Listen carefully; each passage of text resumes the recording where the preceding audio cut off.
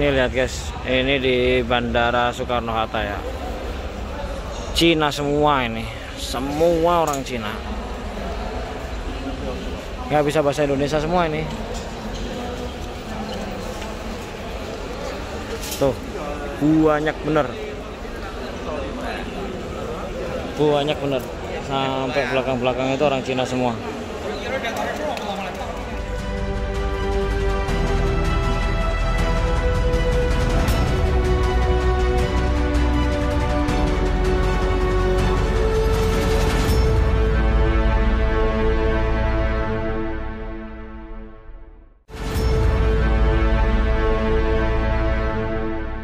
Assalamualaikum warahmatullahi wabarakatuh. Kembali berjumpa dengan saya Ismail Arif dari Forum News Network.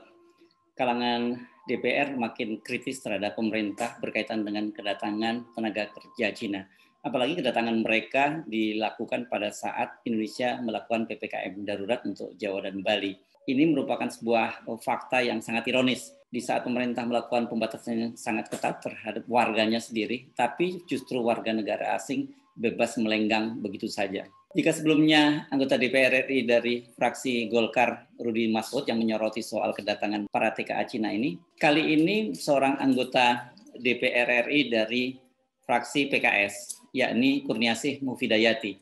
Dia menyatakan bahwa membiarkan TKA Cina masuk ke Indonesia sama dengan Indonesia mengimpor virus corona. Kedatangan warga negara asing, terutama TKA Cina di tengah situasi PPKM darurat ini memang menjadi isu yang sangat sensitif, dan kalau pemerintah tidak bisa mengelolanya dengan cara yang baik, itu bisa menjadi persoalan tersendiri, bisa menjadi ledakan bom waktu juga. Apalagi kemudian seperti disampaikan oleh Menko Maritim Luhut Panjaitan, mereka ini sudah memenuhi prosedur. Sementara temuan di lapangan seperti yang disampaikan oleh anggota DPR Rudi Masud kan menunjukkan hal yang sebaliknya.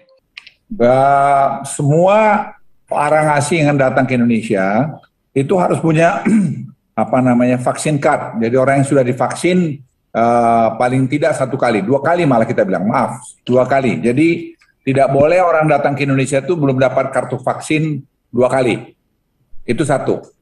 Nah setelah dia datang kemari, sebelum dia datang dia harus swab dulu, PCR maksudnya.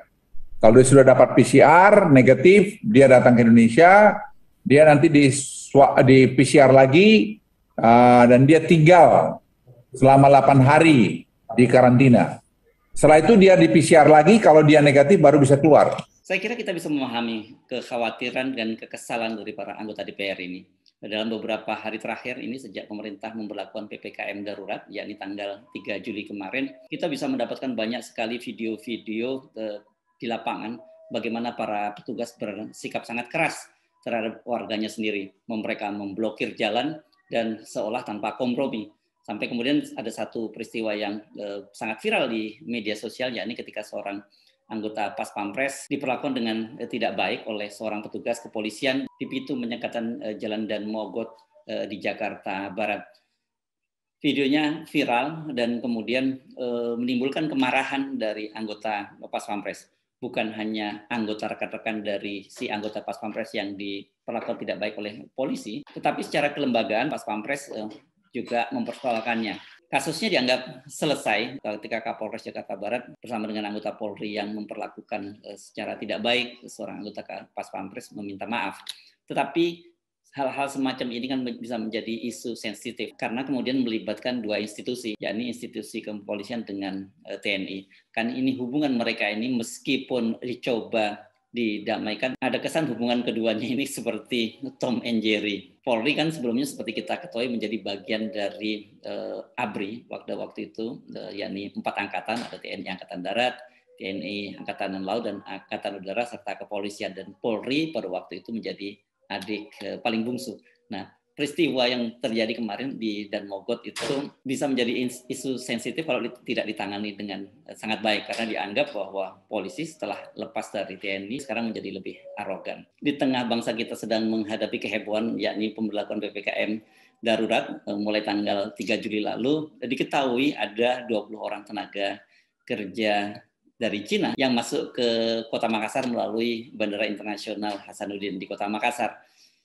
Mereka ini katanya sih akan bekerja di pabrik nikel di kawasan Bantaeng, Sulawesi Selatan. media massa heboh memberitakannya, karena bagaimana mungkin di tengah PPKM darurat warga negara sendiri dibatasi pergerakannya, warga negara Cina melenggang. Pada waktu itu imigrasi menjelaskan bahwa mereka akan bekerja di proyek-proyek strategis. Ya, memang mereka bekerja di pabrik nikel. Ini kan kemudian bisa menjadi perdebatan strategis. Yang dimaksud strategis itu apa? Ini karena ini berkaitan dengan investasi asing, apalagi investasi Cina. Isu yang selama ini sangat sensitif di Indonesia. Menko Marinvest Luhut Panjaitan juga secara langsung memberikan penjelasannya dan minta agar para pengamat yang tidak tahu persoalan jangan bicara macam-macam. Isunya menjadi lebih ramai karena saat itu tidak lama kemudian beredar video dari Rudi Masud, anggota DPR RI dari Partai Golkar, dalam rapat kerja dengan Menko Ham Yasona Lawli. Dia mempersoalkan itu. Peristiwanya sebenarnya terjadi beberapa pekan sebelumnya, tetapi masih sangat relevan karena itu videonya itu menjadi viral. Izin Pak Menteri, saya ingin beberapa penjelasan saja. Pada saat tanggal 3 kemarin, kebetulan saya berangkat ke Manado. Kebetulan saya ketinggalan pesawat siang. Akhirnya saya berangkatnya dini hari jam 2 pagi. Saya ingin mendapatkan penjelasan bagaimana ceritanya dengan situasi pandemik saat ini.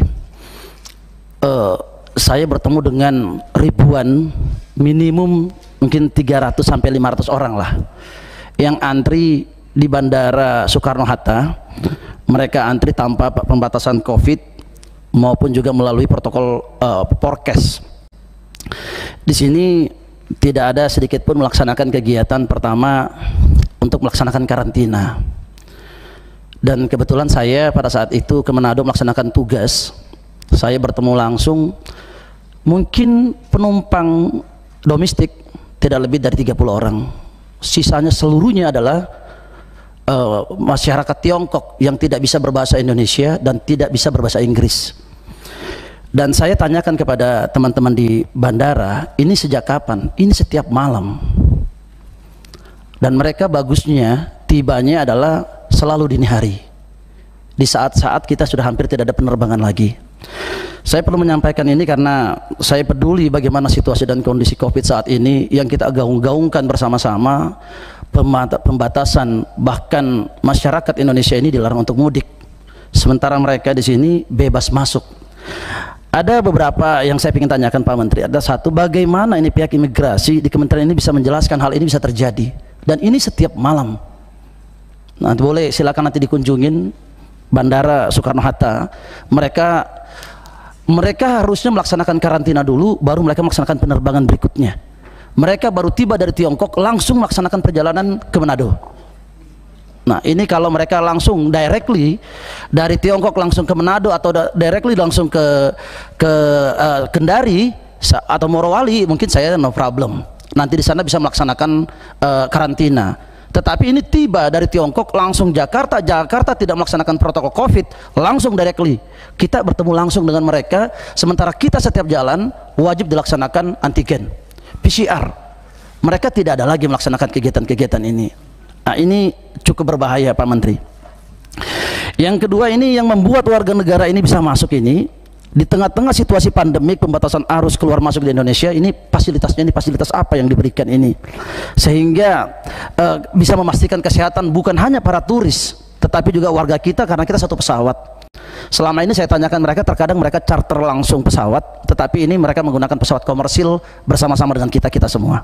Apa yang disampaikan oleh Rudi Masud ini bukan hal yang ada-ada. Dia bukan orang biasa, dia menyampaikan di forum resmi di DPR dan itu merupakan pengalaman sendiri. Soal-soal ini kan harus ditangani oleh pemerintah dengan sangat baik. Apabila tidak ditangani dengan baik, itu bisa menjadi persoalan yang serius. Dari data yang dilansir oleh Imigrasi Bandara Soekarno-Hatta dalam sebulan terakhir, yakni 1 Juni sampai tanggal 6 Juli, artinya sudah berlaku PPKM darurat, itu masuk sebanyak 24.000 lebih warga negara asing, dan mayoritas itu ternyata berasal dari Cina. Dari 24.000 warga negara asing yang masuk ke Indonesia, 5.000 orang diantaranya itu berasal dari Cina. Jadi sekitar 21,6%. Ini kan jumlah yang sangat besar. Dengan banyaknya TKA Cina yang masuk ke Indonesia ini, kita tidak mengherankan kalau kita mendapati berbagai video viral yang diambil oleh warga menunjukkan kedatangan TKA Cina, baik di Bandara Soekarno-Hatta maupun di beberapa bandara di daerah-daerah tujuan seperti di Makassar dan juga di Kendari. Ini lihat guys, ini di Bandara Soekarno-Hatta ya. Cina semua ini, semua orang Cina. Nggak bisa bahasa Indonesia semua ini. Tuh, banyak bener. Banyak bener. Sampai belakang-belakang itu orang Cina semua.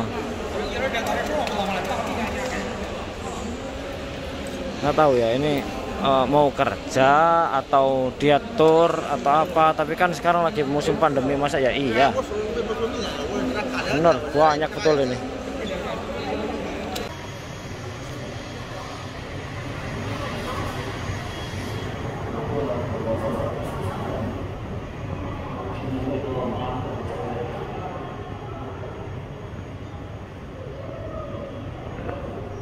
Banyaknya tenaga kerja Cina masuk ke Indonesia inilah yang dipersoalkan oleh Kurniasih Mufidayati, anggota dari fraksi PKS, yang minta agar pemerintah bertindak adil, tidak justru malah mendiskriminasi bangsa sendiri. Sangat ironis bila rakyat kita sendiri diminta untuk diam di rumah, tidak boleh kemana-mana, mau kemana-mana juga susah karena mengalami penyekatan, tapi justru warga negara asing, khususnya TKA Cina, seperti terkesan sangat dilindungi dan dibela oleh pemerintah.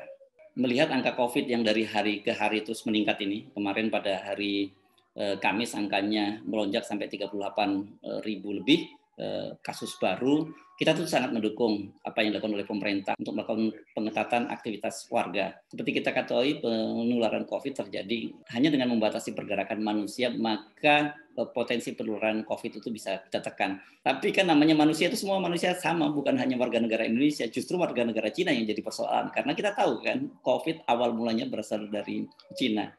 Jadi sekali lagi kalau ada kedatangan TKA dari Cina itu sensitif. Ada dua hal. Pertama, soal virus COVID ini sendiri tadinya berasal dari Cina, dari kota Wuhan. Kedua, isu TKA Cina memang jadi isu yang sangat sensitif di dalam negeri saat ini. Karena itu, kalau pemerintah mau melakukan pengetatan, mau program ini berhasil, perintah-perintahnya ditaati oleh warga dan angka COVID bisa kita tekan, setidaknya ada dua syarat. Pertama, harus ada perlakuan yang adil. Jadi pengetatan tidak hanya dilakukan kepada bangsa sendiri, kepada rakyat Indonesia, tapi juga kepada para warga negara asing, khususnya TKA dari Cina.